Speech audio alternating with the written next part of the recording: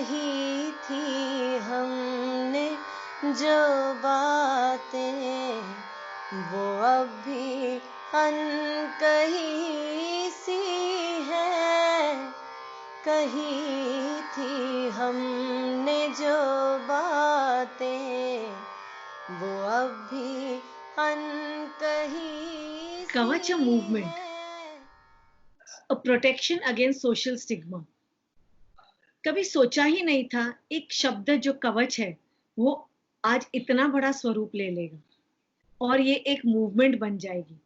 जो एक थॉट से शुरू हुआ था, आज एक पूरी मूवमेंट शुरू हो गई। तो मुझे बहुत ही खुशी हो रही है आज कि मैं आज कवच के बारे में आपके साथ बात करूंगी और मेरी पूरी जर्नी शेयर करूंगी आपके साथ।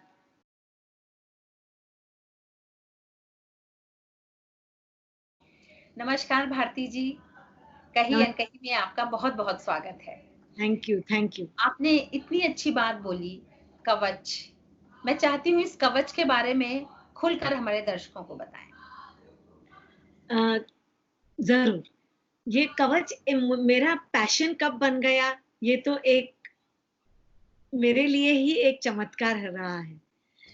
मैं एक सेक्सुअलिटी एजुकेटर हूँ। 12-13 साल से मैं सेक्सुअलिटी एजुकेशन में बहुत ही काम कर रही हूँ। और ऐसा है एक इंसिडेंट मेरी जीवन में बना जिसने मेरी पूरी लाइफ चेंज कर दी और वहां जन्म हुआ कवच का। तो मैं पहले तो प्राइवेट स्कूल्स में वगैरह करती थी, ऑल इंडिया वर्कशॉप्स करती थी, लेकिन एक बार मुझे इनविटेशन आया एक बीएमसी स्कूल, जो म्यूनिसिपल स्कूल की स्कूल्स रहती है, वहां सेक्सुअलिटी एजुकेशन प्रोग्राम करने के लिए मुझे इनवाइट किया गया। तो मैं जब वहां गई तो प्रिंसिपल के साथ एकदम सबर्ब्स ऑफ मुंबई, बहुत ही अंडर प्रिविलेज्ड एरिया जिसको स्लम्स बोलते हैं, वहां ये स्कूल बसी हुई थी। तो तब मैं करती थी वर्कशॉप्स बच्चियों को और बच्चों को समझाने के लिए, पीरियड्स क्या होते हैं, मेंस्ट्रुएशन क्या होता है, एडोलेसेंस, ग्रोइंग अप इश्यूज के बारे में हम बच्चों को जागरूकता करते थे। तो प्रिंसिपल के साथ बात करते करते एक 9th स्टैंडर्ड की लड़की ने दरवाजे पे नॉक किया और कहा, मे आई कम इन? और प्रिंसिपल ने कहा, आ जाओ। प्रिंसिपल को कहने लगी, मैडम मैं अभी आज घर जा रही हूँ और अभी मैं 4 दिन स्कूल नहीं आऊंगी। तो मैं भी सोच रही थी कि आगे ये क्या बोलेगी। तो प्रिंसिपल ने कहा, मैं अभी बिजी हूँ, क्लासरूम में जाके टीचर के पास से सैनिटरी नैपकिन लेके बैठ जाओ। तो उसको थोड़े जोर से बोला उसने। ये लड़की ने जो उसने जवाब दिया, मैं पूरी तरह से सुन्न हो गई और हिल गई। उसने कहा कि मैडम सवाल सैनिटरी नैपकिन का नहीं है, मेरे पास अंडरवेयर ही नहीं है। और ये सुन के मैं इतनी हैरान रह गई। पहले मेरे दिमाग में तो ये आया कि ये लड़की कितना झूठ बोल रही है। टीनेज लड़की है, शायद उसको घर जाना है, एग्जाम होगी, एग्जाम नहीं देना है, जो भी रीजन होगा। तो लेकिन इतना बड़ा झूठ कि उसके पास अंडरवेयर नहीं है, ये तो बहुत अजीब बात है।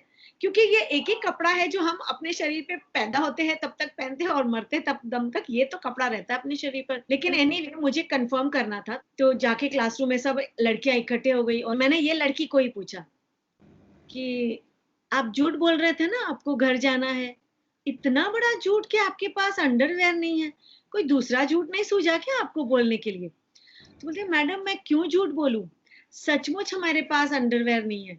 हमारे घर में हम लोग 4 औरतें हैं और हमारे पास 2 ही अंडरवेयर है और हम शेयर करते हैं। और मैं सोच भी नहीं पा रही थी कि कभी सुना ही नहीं था कि कोई अंडरवेयर शेयर करता है। इट इज टू पर्सनल, इतनी प्राइवेट निजी चीज है ये अपने जीवन की। तो दूसरी लड़की कहने लगी, मैडम मैं तो मेरे पिताजी का पहन लेती हूँ, 4 ही दिन का तो सवाल है। मेरा और दिमाग सुन हो गया। मैंने बोला, पिताजी के पास अंडरवेयर है और ये लड़की के पास अंडरवेयर क्यों नहीं है? एनीवे, एक दूसरी लड़की हाइट में थोड़ी छोटी थी, कहने लगी, मैडम मैं तो है ना मेरे छोटे भाई की अंडरवेयर पहन लेती हूँ और 4 दिन स्कूल ही नहीं आती हूँ। यानी कि तुम स्कूल मिस करती हो? कि हाँ मैडम, क्या करूँ? तो यानी कि ये लड़कियां स्कूल मिस कर रही है, कोई अपने फादर की अंडरवेयर पहन रहा है, कोई शेयर कर रहा है। मैं वहां से निकल के प्रिंसिपल के पास आ गई और हमने डेट्स वगैरह, कुछ हमारी मीटिंग ढंग से शुरू भी नहीं हुई थी, फिर भी मैं बैठी नहीं। प्रिंसिपल ने कहा बैठो, मैंने बोला नहीं, मुझे मुझे सिर्फ आप बताओ कि आपकी स्कूल में कितनी लड़कियां हैं। तो बॉम्बे में क्या होता है कि म्यूनिसिपल जो स्कूल्स होती है वो एक दो बिल्डिंग्स में 3-4 मीडियम की स्कूल्स होती है, और ये जो स्लम था बहुत क्लस्टर था, बड़ा स्लम था। तो वहाँ उन प्रिंसिपल ने कहा 800-900 लड़कियां रहेगी हमारी स्कूल में। तो मैंने कहा कि ठीक है, ये सब 900 लड़कियों को अंडरवेयर मैं दूंगी। और मैं ये बोल के मैं निकल गई, मैं घर आ गई। और घर आके मैं कितने दिन सो नहीं पाई कि जब तक मैं जानती नहीं थी, मैं अपने कंफर्ट जोन में, अपने बबल में तो बड़ी अच्छी तरह से रह रही थी, वर्कशॉप्स कर रही थी, सबको मुझे लगता था कि मैं एजुकेशन दे रही हूँ बच्चों को, लेकिन मुझे लगा कि मैंने कुछ नहीं किया। क्या किया 10 साल मैंने? पीपीटीज दिखाई, लड़कियों को बताती थी कि भाई कॉटन की अंडरवेयर पहनो, दिन में 2 बार चेंज करो। कभी क्यों नहीं ख्याल आया कि उनके पास अंडरवेयर ही नहीं है, चेंज करने की तो बात दूर की है। बिल्कुल सही। और फिर मैंने सोचा कि अभी कुछ करना पड़ेगा मुझे, मेरे देश की लड़कियों के लिए, बीइंग अ वुमन, बिल्कुल। मुझे कुछ करना है। तो मैंने ये स्टोरी डाल दी फेसबुक पे कि मेरे सब फ्रेंड्स प्लीज मुझे 100 रुपीज देना, मुझे 4 अंडरवेयर ये लड़कियों को देना है। तो बहुत सारे मैसेजेस आए, फोन कॉल्स आए, क्या बकबक कर रही है, ये तो सरासर झूठ है, ऐसा हो ही नहीं सकता। आई सेड हाँ, शायद अगर मैंने ये स्टोरी सुनी होती तो मैं भी नहीं यकीन करती, लेकिन ये मेरे सामने बना हुआ किस्सा है। तो फिर मैंने सब नेबर हमारी दुकानों में पूछा, रिटेल स्टोर्स में, तो एक अंडरवेयर देना है तो अच्छा देना है। तो 36 रुपीज के नीचे एक भी अंडरवेयर नहीं थी। 36 into 4 इज नॉट 100। मैं कि पैसे कहाँ से लाए, इतना सारा अंडरवेयर कहाँ से मैं लेके आऊंगी। फिर मुझे याद आया कि एक स्कूल में मैंने वर्कशॉप्स की थी, from nursery to 10th, from beginning from safe to unsafe touch to puberty adolescence तक की थी। तो वहां के जो ट्रस्टी थे, उनकी एक अंडरवेयर की गारमेंट मैन्युफैक्चरिंग करने की कंपनी थी, मटेरियल बनाने की। तो मैंने उनको फोन किया, ऐसे सर प्लीज मुझे आप हेल्प कर सकते हैं, क्योंकि उनकी फैक्ट्री थी। किस भारती, आपकी स्टोरी मैंने पढ़ी, बताओ क्या हेल्प कर सकता हूँ मैं। बोला सर मुझे कोई होलसेलर या मैन्युफैक्चरर से कनेक्ट करवा दो, ताकि मुझे सस्ते में अंडरवेयर मिले और मैं ये लड़कियों को बांट सकूं। तो बोले अब मैं तो नहीं कर रहा हूँ, लेकिन मेरे बेटे का नंबर देता हूँ। तो मिस्टर अभिमन्यु ने मैंने उनको फोन किया, तो उन्होंने कहा मैं 10 मिनट में फोन करता हूँ। उन्होंने 2 घंटे के बाद मुझे एक धारावी में एक टेलर का नंबर दिया, और मैंने सोचा धारावी तो एक भूल भुलैया जैसा है, वहां जाके मैं क्या करूंगी, तो मास्टर टेलर का नंबर दिया। मैंने मिस्टर मुलचंदानी को वापस फोन किया कि सर आपने मुझे ये मास्टर टेलर का नंबर क्यों दिया है। ठीक है, बोला वो आपको एक अंडरवेयर 7 रुपए में सी के देगा। मैंने नहीं 17 रुपीज, सॉरी। मैंने बोला ये तो बहुत अच्छी बात है, लेकिन मैंने बोला 17 रुपीज सिलाई होगी, मटेरियल कॉस्ट कितना होगा। तो बोला आप मेरी फैक्ट्री पे आ जाओ। मैंने बोला नहीं, लेकिन आप मुझे बताइए। तो कि नहीं आप फैक्ट्री पे आ जाओ। मैं फैक्ट्री पे गई, उन्होंने मुझे 40 किलोज ऑफ मटेरियल फ्री दिया। कहने लगे मोर देन 30 ईयर्स से मैन्युफैक्चरिंग में है, कभी हमने सोचा नहीं था कि अंडरवेयर डोनेट कर सकते हैं। तो वो बंडल लेके मैं धारावी पहुंची। उसके पहले वो मास्टर टेलर से एड्रेस ढूंढा, पूछा, तो उन्होंने कहा आपका ट्रस्ट है। मैंने बोला हाँ, तब मेरे ट्रस्ट को 1 ही साल हुआ था। तो उन्होंने कहा ट्रस्ट डीड लेके आना। तो मेरे हस्बैंड कुमार त्रिवेदी लॉयर है, तो मैंने उनको कहा वो ट्रस्ट डीड कहाँ रखी है। तो बोला आपको ट्रस्ट डीड क्यों चाहिए। मैंने बोला नहीं टेलर ने मंगवाई, मुझे तो लेके जाना। बोला ठीक है। तो वहां जब मैं धारावी गई मेरी एक फ्रेंड को लेके, तो इतना डरावना सिचुएशन था, वो भूल भुलैया जैसा, बड़े मुश्किल से मिला हमको सेंटर। फिर वो वर्कशॉप में गए, बैठे, तो मास्टर टेलर को मेरी स्टोरी बताई, और मैंने ये ट्रस्ट डीड भी उनके हाथ में दे दी। तो उन्हें हाथ जोड़ के बोला क्षमा चाहता हूँ, मेरी गलती हो गई। मैंने बोला क्यों। तो बोले यहाँ ऐसी बहुत सारी औरतें आती है, कहती है हम एनजीओ चलाते हैं और सस्ते में अंडरवेयर सिला के हमारे पास से बेचती है। मैंने बोला देखो मुझे अंडरवेयर बेचने का कोई शौक नहीं है, मुझे तो ये डोनेट करना है। तो उन्होंने मुझे ब्रांडेड अंडरवेयर जो वो सी के कंपनीज के लिए सीते थे, उसमें से 100 अंडरवेयर निकाल के दिए। कहने लगे कि ये पहली बार कोई अंडरवेयर डोनेट कर रहा है हमको भी, हम धारावी में रहकर भी कभी हमको ये नहीं सूझा कि हमको ये लड़कियों को अंडरवेयर देना चाहिए। एनीवेज, वो ऑर्डर देने के बाद मैं जब घर आई तो मैंने सोचा कि चलो इसको नाम देंगे कवच। तो कवच movement protection against social stigma, और कवच किट्स बनाना शुरू कर दिए मैंने। तो कवच किट्स में डाले 4 अंडरवेयर, 4 पैकेट सैनिटरी नैपकिन, एक खादी का टॉवल। मेरी mother in law Usha Trivedi was a Gandhian, और वो हमेशा खादी पहनती थी, और उनका बहुत बड़ा इन्फ्लुएंस रहा है मेरी लाइफ पे। तो मैंने सोचा क्यों ना made in India, make in India, promote khadi, बिल्कुल। और डाला एक खादी टॉवल। क्यों डाला टॉवल? क्योंकि अगर ये लड़कियां अंडरवेयर भी शेयर करती हैं तो पूरा खानदान टॉवल शेयर करता होगा, बिल्कुल बिल्कुल। You know.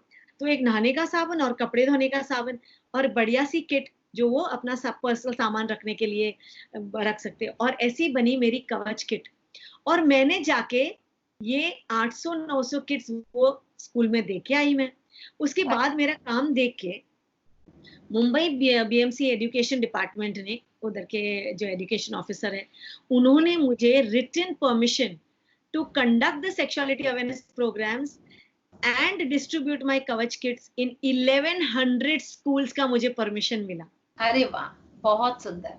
ये आपका ही प्रयास था भारती जी, जो इन लड़कियों को वो प्रोटेक्शन मिला जो परिवार नहीं दे पाए लेकिन आपने दिया। और जो आपने नाम रखा कवच, वो तो बहुत ही सुंदर है, और कितने सुंदर मायने हैं इसके जो आपने आज यहाँ पर बताए।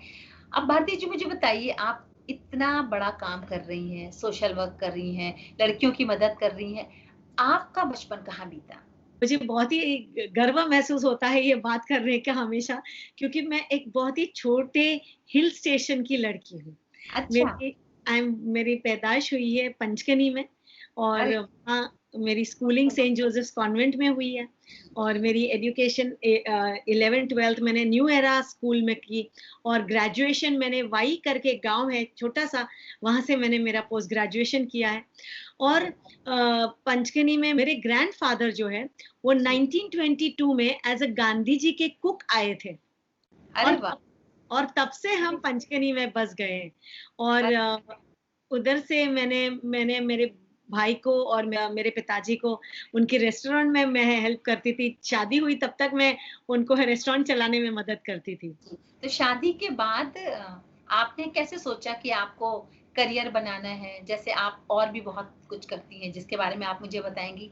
कैसे आपको ये एहसास हुआ, कब हुआ कि अब शादी हो गई है, अब भी मुझे काम करना है? क्योंकि ज्यादातर मैं देखती हूँ कि महिलाएं शादी के बाद अपने आप को पारिवारिक जिम्मेदारियों में इतना उलझा लेती हैं कि खुद के लिए या किसी और के लिए सोचने का वक्त, जैसे समाज के लिए सोचने का वक्त नहीं मिलता, क्योंकि वो कहती हैं कि परिवार की जिम्मेदारियां उनके साथ हैं। बिल्कुल। तो अभी आपने कैसे अपनी यात्रा को आगे बढ़ाया? तो मेरे तो पहले शादी के 10 साल सिर्फ मेरे 2 बेटों को बड़ा करने में ही व्यतीत हुआ, लेकिन तब तक मैं बहुत साइकोलॉजी और स्पिरिचुअली इंक्लाइन थी, तो मैंने बहुत किताबें पढ़ी, और मैंने देखा कि पहला तो बॉम्बे में आके मुझे कल्चर शॉक लगा था कि एक छोटे से गांव में आके बॉम्बे में एडजस्ट होना मेरे लिए काफी डिफिकल्ट था। और मेरी मदर इन लॉ वो हमेशा कहती थी कि अभी बच्चे बड़े हो गए, अभी तू बाहर जा, कुछ कर, यू एडुकेट योरसेल्फ। तो लेकिन मुझे पढ़ाई का बहुत शौक था, तो फिर मैंने पोस्ट ग्रेजुएशन इन साइकोलॉजी किया। अरे वाह। उसके बाद और मैंने graphology at the age of 14 सीखा था। तो मुझे लगा कि क्यों ना ये ग्राफोलॉजी और साइकोलॉजी को मिला के कुछ करें। 2013-12 में मैंने नर्चरिंग माइंड्स करके एक सेंटर चालू किया, centre for learning and counselling. फिर मैंने करियर काउंसलिंग किया। उसके बाद मैं कंटिन्यूस पढ़ती गई, और बच्चों की बोर्ड एग्जाम्स या एग्जाम्स होती थी, मेरी भी एग्जाम्स रहती थी, तो उनको मैंने कभी बोला नहीं है कि आप पढ़ो। तो वो हमेशा कहते थे कि माँ तेरे को इतने अच्छे मार्क्स आ रहे हैं, तू इतना कर रही पढ़ रही है। तो मैं उनको कहती थी मुझे मेरा करियर बनाना है, इसलिए मैं पढ़ाई कर रही हूँ, आपको आपका करियर बनाना है तो आप पढ़ाई करो। तो it was an indirect way of motivating the children. बिल्कुल बिल्कुल। तो मुझे लगा कि हम मैरिज और पेरेंटिंग हम औरतें बहुत सीरियसली ले लेते हैं, और हमारे जो सपने थे शादी के पहले वो हम कहीं ना कहीं अंडर द कारपेट डाल देते हैं, और उसके बाद जब मिडिल एज में आते हैं तो फ्रस्ट्रेशन आ जाता है। इससे अच्छा है कि पहले से ही आप धीरे धीरे अपना अस्तित्व बनाने में लगो। मुझे हमेशा एक ऐसा था कि मुझे मेरी खुद की आइडेंटिटी बनानी है। बिल्कुल, बहुत सही सोच है आपकी।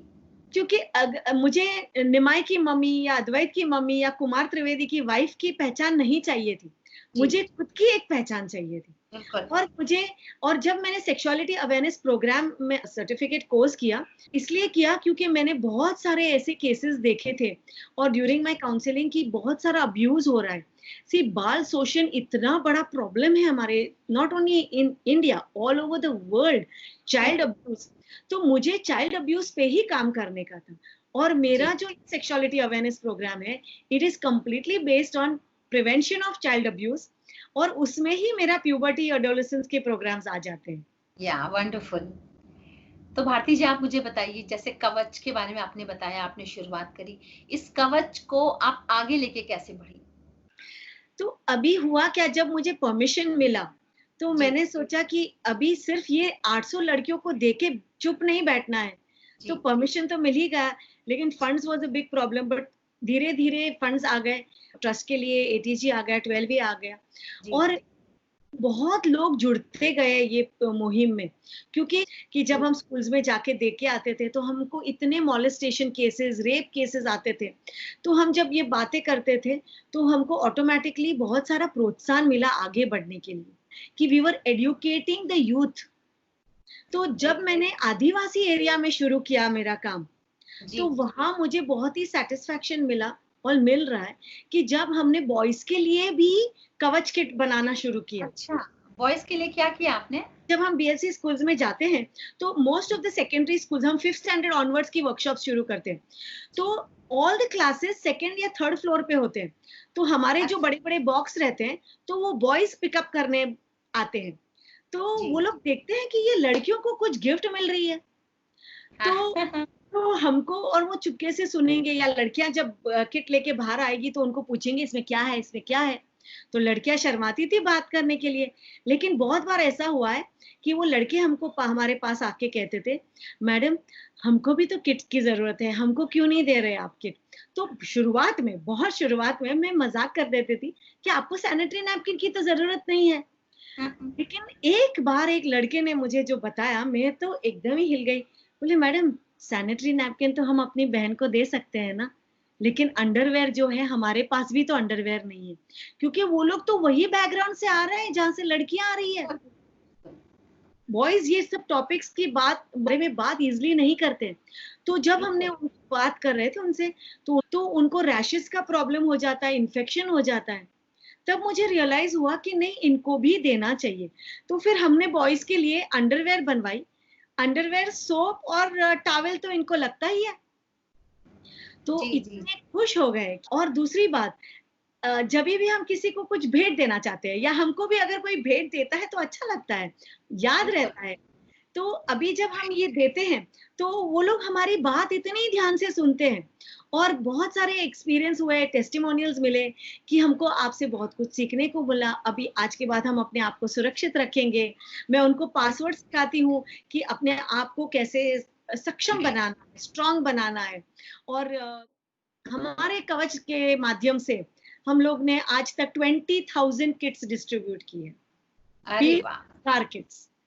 बहुत बढ़िया। ये बहुत बड़ी मिसाल है जो आप समाज को दे रही हैं। और मुझे सबसे अच्छी बात लगती है कि मैं पंचगनी जाके भी मेरी वर्कशॉप्स की है, जहां मैं पली बड़ी हूँ। पूना में की, बहुत सारी जगह हम लोग ने बहुत सारे अंडर प्रिविलेज्ड एरियाज में वर्कशॉप की है। तो ये तो बहुत सुंदर प्रयास है भारती जी आपका, जिस तरह से आपने कवच बनाकर पहले लड़कियों की मदद करी, फिर लड़कों की मदद करी। इसके आगे आपने कैसे सोचा कि बढ़ना है? कुछ नया प्लान लेके? हाँ, तो अभी हुआ क्या, इसके साथ में कवच एड्यू भी हमने शुरू किया है। वो भी जी। 2 साल हो गए उसको, कि जहां हम आदिवासी बच्चों और म्युनिसिपल बच्चों को सेल्फ स्टडी प्रोग्राम्स दे रहे हैं। इस टाइम मैंने 1,500 बच्चों को अडॉप्ट किया है, जहां हम लोग उनको एजुकेशन प्रोग्राम दे रहे हैं। अरे वाह! तो बहुत सुंदर। तो एजुकेशन प्रोग्राम तो हमारा कवच एड्यू चल रहा है। और जी। लॉकडाउन की वजह से अभी कोविड में राशन, अभी 2,000 फैमिलीज को हमने राशन दिया है, पर किट 16 किलो राशन दिया है पर फैमिली को। और फिर हम जी। लोग ने अडल्ट डाइपर्स और सैनिटरी नैपकिन मैंने आइसोलेशन सेंटर्स और बीएमसी हॉस्पिटल्स में डिस्ट्रीब्यूट किए। उस दरमियान एक बार जब मैं एक म्युनिसिपल हॉस्पिटल में गई थी, तो वो जो वहाँ की एचओडी थी, उनको मेरी कवच किट के बारे में पता था। तो कहने जी। लगी आप मुझे ये कवच किट्स दे सकती है? मैंने बोला ये तो बच्चियों के लिए है। उन्होंने जब मुझे कहा कि 1 महीने पहले ये हॉस्पिटल में 500 कोविड पॉजिटिव मदर्स है, 500। और मुझे सबसे बड़ी शॉक ये लगी कि जो माताएं जस्ट बिफोर डिलीवरी आती है या प्रेग्नेंट है, उनके फैमिली के लोग उनको गेट के पास छोड़ के चले गए हैं और उनको देखने भी नहीं आ रहे हैं, और उनके पास ना कपड़े हैं, ना बेबी क्लोथ्स है, ना खाने को है। तो मुझे बहुत ही शॉकिंग लगा, क्योंकि एक माता ऑलरेडी डिलीवरी फर्स्ट बेबी हो या सेकेंड बेबी, कितना ट्रोमैटिक होता है full journey of being delivery की दरमियान। तो फिर मैंने सोचा कि उनको हम लोग 2 फीडिंग गाउन्स, 4 अडल्ट अंडरवेयर्स मैंने सिलवाए, और रीयूजेबल सैनिटरी नैपकिन्स कॉटन की। इसके बारे में थोड़ा बताइए आप हमें, ये क्या होता है रीयूजेबल? रीयूजेबल कॉटन पैड्स जो होते हैं, 100 वॉशेस तक हम उसको यूज कर सकते हैं। और ये जो आदिवासी लेडीज है या जो अंडर प्रिविलेज औरतें हैं, वो मार्केट में से डिस्पोजेबल नैपकिन नहीं अफोर्ड कर सकती है। और ये जो डिस्पोजेबल नैपकिन है वो इन्वायरमेंट के लिए तो बहुत ही खतरनाक है, वो डीजेनरेट भी जल्दी नहीं होते हैं और ये एक्सपेंसिव होते हैं। इसकी वजह से हमने ये रीयूजेबल कॉटन पैड्स बनवाए हैं। मैंने सोचा कि क्यों ना इस कवच किट को कवच जननी नाम दिया जाए। अरे वाह, कवच जननी। मैं हमेशा सोचती हूँ कि जब एक माता माँ बनती है तो उसका भी एक जन्म हुआ है, उसके बच्चे के साथ एक माँ का भी जन्म हुआ है, तो एक जननी है जो, तो उसको भी एक नई तरीके से दुनिया में वेलकम करना है, क्योंकि उस दिन से उसकी भी तो लाइफ चेंज हो गई है। और कोई यूनिवर्सिटी, मदर की यूनिवर्सिटी नहीं है कि वो जाके पढ़ी है कि how to be a good mother. तो 2 feeding gowns, 4 underwears, adult size underwears, 4 reusable sanitary napkin, साबुन, कपड़े धोने का वॉशिंग साबुन और टॉवल, और एक छोटी सी बेबी के लिए मच्छरदानी डाली है अभी। हाँ, तो ये हम लोग ने ऑलरेडी डिस्ट्रीब्यूशन शुरू कर दिया।